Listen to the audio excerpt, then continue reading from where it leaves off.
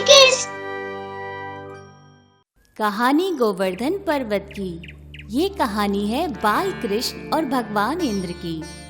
एक दिन वृंदावन पर पानी का अकाल पड़ जाता है। नदियाँ सूख जाती हैं। बारिश होगी इसलिए गांव के लोग देवता इंद्र को प्रसन्न करने के लिए सारे वृंदावन वासी इकट्ठा हो जाते हैं और पूजा की तैयारी शुरू हो जाती है। यज्ञ किया जाता है। सारे गांव वाले यज्ञ करके इंद्र भगवान से प्रार्थना करते हैं। ये सब कुछ कृष्ण देखते हैं और जाकर अपने बाबा से कहते हैं, बाबा, ये गांव वाले यज्ञ क्यों कर रहे हैं? यज्ञ करने से क्या बरसात हो जाएगी? यज्ञ करने से भगवान इंद्र प्रसन्न हो जाएंगे और वर्षा कर देंगे, बारिश कर देंगे। फिर हमारी नदियाँ पानी से भर जाएगी, खेत लहराएंगे। ये सब भगवान इंद्र को प्रसन्न करने के लिए कर रहे हैं। बाबा, क्या बरसात के लिए इंद्र को प्रसन्न करना जरूरी है? प्रसन्न करने के लिए हर साल के यज्ञ करने की प्रथा है, इसलिए गांव वाले यज्ञ करते हैं क्योंकि इंद्र हमें बारिश दे। कृष्ण, बलराम, पानी हमारे जीवन के लिए एक महत्वपूर्ण घटक है और इस जल की कमी को इंद्रदेव पूरा करते हैं, इसलिए उनके लिए ये यज्ञ करना पड़ता है। पर बाबा, वो तो भगवान विष्णु के आदेश का पालन करते हैं। ये उनका काम है, ये तो उनका धर्म है। वो कुछ अलग तो नहीं कर रहे हैं। तो फिर क्या हुआ अगर हम यज्ञ ना करें? उनको तो उनका कार्य करना चाहिए ना।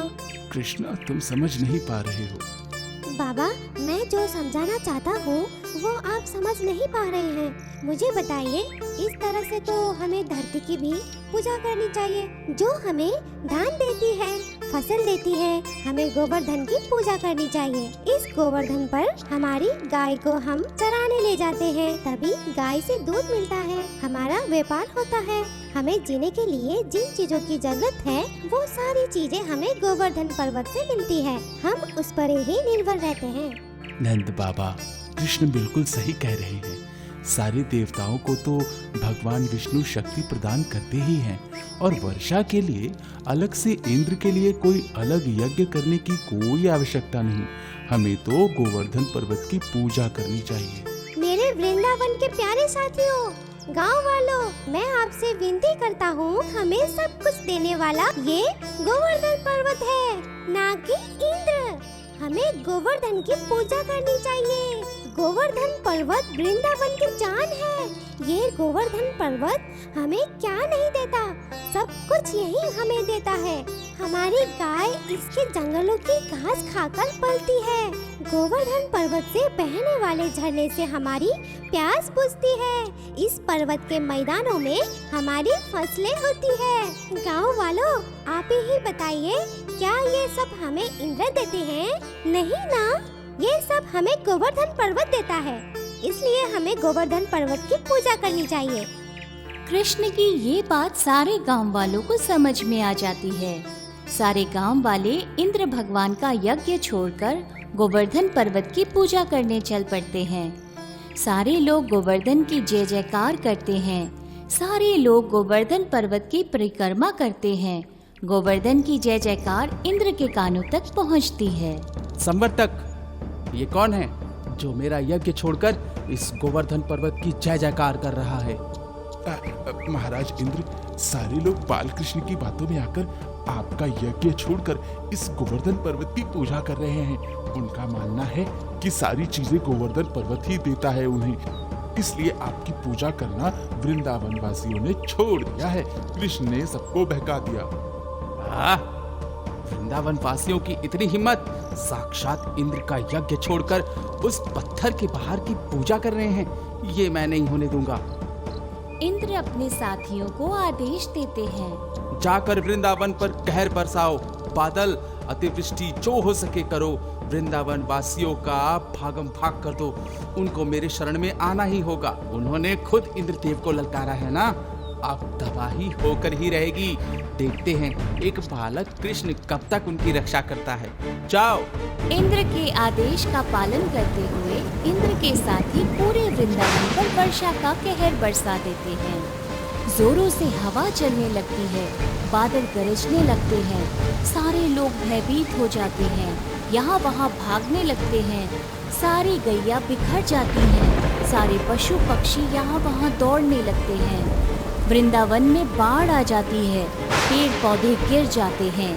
सभी लोग डर कर नंद बाबा के घर पर आते हैं और कृष्ण से कहते हैं, हे कृष्णा, आपकी बात सुनकर हम गोवर्धन पर्वत की पूजा करने गए थे, लेकिन इससे इंद्रदेव और क्रोधित हो चुके हैं। उन्होंने सारे वृंदावन पर कहर बरसा दिया है।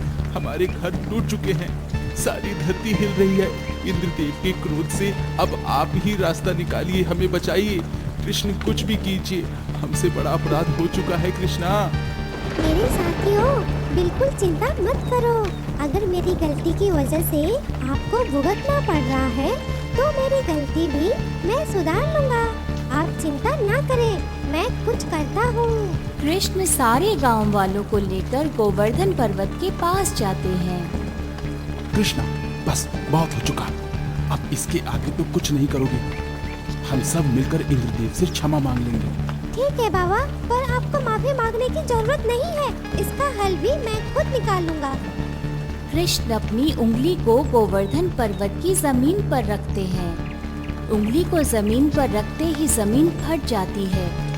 फटी हुई जमीन में कृष्ण कूद जाते हैं। सारे लोग भयभीत हो जाते हैं और कहते हैं कि कृष्ण को धरती ने निगल लिया।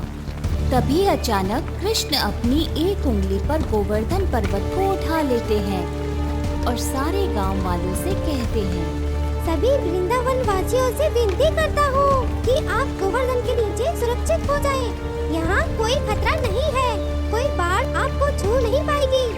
कृष्ण के ऐसा कहते ही सारे गांव वाले गोवर्धन पर्वत के नीचे आ जाते हैं और कृष्ण जी का हाथ बटाने के लिए सभी डंडे का सहारा देकर गोवर्धन पर्वत को उठाते हैं। ये क्या, इतना कहर बरसाया, बाढ़ लाई, वर्षा की, बादल बरसे, फिर भी ये सारे लोग सुरक्षित क्यों हैं? इंद्रदेव गोवर्धन पर्वत पर बिजलियां बरसाते हैं ताकि वहां से गांव वाले भाग जाएं।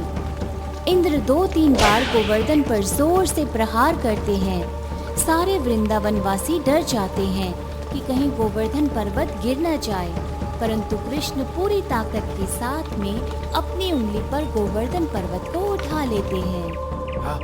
ये क्या, एक साधारण बालक मुझे ललकार रहा है।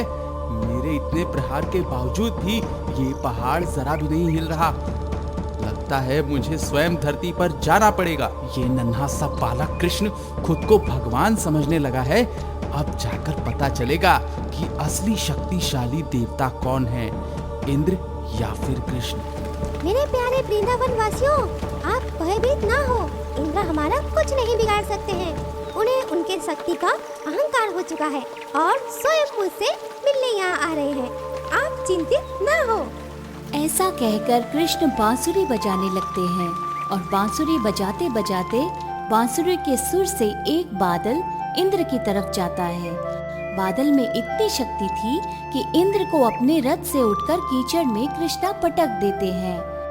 देवराज इंद्र का मुंह कीचड़ से भर जाता है। थोड़ी देर में सारे बादल शांत हो जाते हैं। बरसात रुक जाती है। पंछी, गैया सब अपनी अपनी जगह पर चले जाते हैं। सारे कृष्ण की जय जयकार करने लगते हैं। कृष्ण गोवर्धन पर्वत को फिर से नीचे रख देते हैं। आकर सारे पेड़ पौधे सीधे कर देते हैं। तभी उनकी नजर इंद्रदेव पर जाती है। देवराज इंद्र अपना मुकुट उतारकर कान्हा के चरणों पर रख देते हैं और कहते हैं, भगवान कृष्ण, मुझे क्षमा कर दीजिए। मैंने आपका प्रतिकार किया। मुझे मालूम है आप साक्षात विष्णु का अवतार हैं। विष्णु हम सारे देवताओं को शक्ति प्रदान करते हैं और मैंने आपसे प्रतिकार किया। मुझे अभिमान हो गया था अपनी शक्ति पर ये मैं भूल गया था कि मुझे भी शक्तियाँ आपने ही प्रदान की है। मुझे क्षमा कर दीजिए प्रभु। देवराज इंद्र, आपको अपनी शक्ति का अभिमान हो चुका था और उसी अभिमान को तोड़ने के लिए मुझे ये सब करना पड़ा। आपको भक्तगण की रक्षा करनी चाहिए, ना कि उन पर अपनी शक्ति आजमानी चाहिए। जाओ, मैंने तुम्हें माफ कर दिया। इस कहानी से हमें सीख मिलती है कि भगवान की शक्ति के आगे हर अहंकार छोटा होता है।